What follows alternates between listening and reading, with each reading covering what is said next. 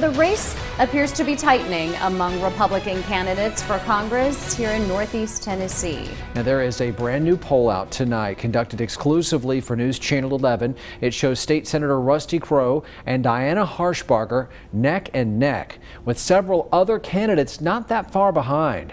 Harshbarger led by several points in this same poll about a month ago. In third place in the poll, Gapp, who surged in support even though he lives outside of the 1st District.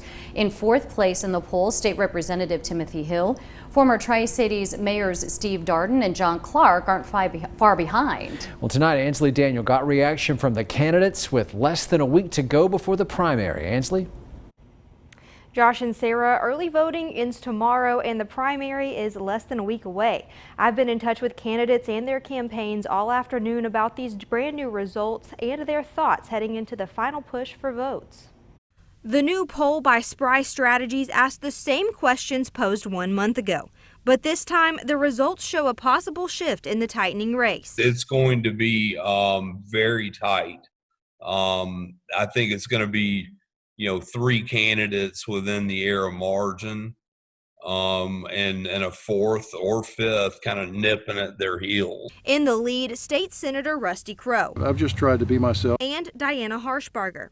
They're essentially neck and neck after Crowe trailed Harshbarger a month ago. Friday night, her campaign said she wasn't available to answer questions and that their polling shows her in the lead. A spokesperson emailed a statement saying Diana's message continues to resonate today, even after a D.C. Never Trump special interest group poured hundreds of thousands of dollars into the district, spreading lies about Diana to benefit their political hack friend Timothy Hill. That's a reference to ads paid for by the Club for Growth, accusing Harshbarger of being involved in a company whose actions resulted in federal charges against her husband. Another change in the latest poll, candidate Gapp now in third place, up by almost 6%. The more people that I can talk to, the more people that see what we're saying, I think that the message is resonating.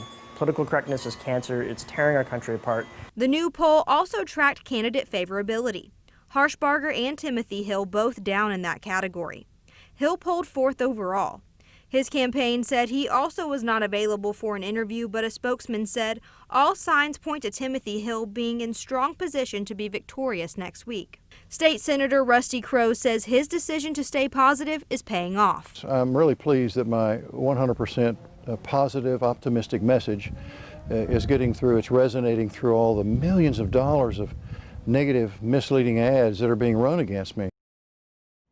The Spry poll showed 2 candidates now surging in support. Steve Darden of Johnson City polled 5th and John Clark of Kingsport polled 6th in the survey, a better performance than in the same poll a month ago. And another very important point, more than 14% of voters surveyed said they hadn't made up their minds. Now, whoever can win over that group could walk away with a primary win on Thursday. Sarah?